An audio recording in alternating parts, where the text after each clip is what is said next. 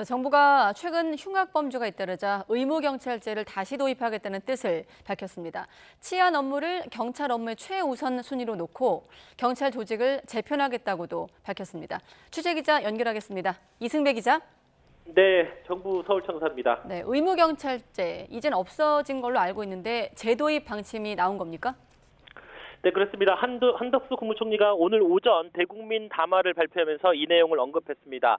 최근 잇따른 흉악범죄에 대한 예방 역량을 대폭 강화하는 조치로 의무경찰제 도입을 적극 검토하겠다 이렇게 밝혔습니다. 의무경찰제, 이른바 의경은 병역 의무 기간에 군에 입대하는 대신에 경찰 치안 업무를 보조하는 제도입니다. 지난 1982년 12월에 신설됐다가 2017년부터 폐지 수순을 밟았습니다. 마지막 의경 선발은 2021년 6월이었고요. 올해 4월 마지막 기수가 합동 전역식을 하면서 완전히 폐지됐습니다. 인구가 줄면서 병력 자원이 줄어든 것이 주된 이유였습니다.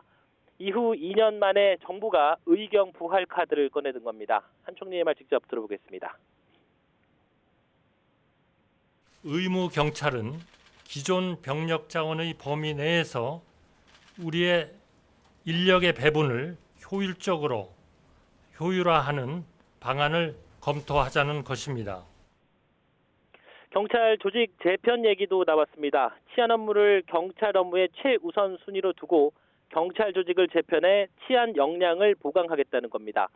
윤익은 경찰청장은 기본 방향 자체는 길거리에 보이는 경찰 인력을 더 충원하는 것이다 이렇게 설명했습니다.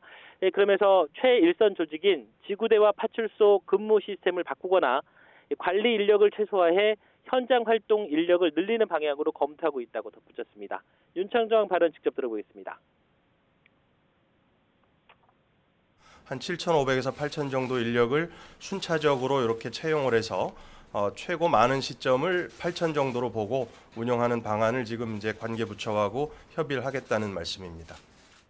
한 7개월에서 9개월 정도가 최종 소요될 것으로 생각합니다. 정부는 또 국민 불안감이 해소될 때까지 지금의 특별 치안 활동을 지속하고 CCTV와 비상벨 등 범죄 예방 시설을 대폭 확충하겠다고도 밝혔습니다. 민간 자율방범대 활동 지원도 강화됩니다. 동시에 강력 범죄를 제어할 수 있는 처벌과 다양한 사법적 조치도 마련됩니다. 가석방을 허용하지 않은 무기형 도입을 추진하고 공중 협박과 공공장소 흉기 소지 등에 대한 처벌 규정도 신설하기로 했습니다.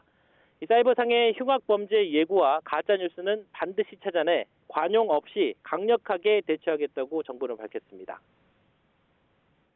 네, 그리고 사법 입원제 이게 눈에 띄던데 국민 정신건강에 대한 관리 개선 대책도 있더라고요.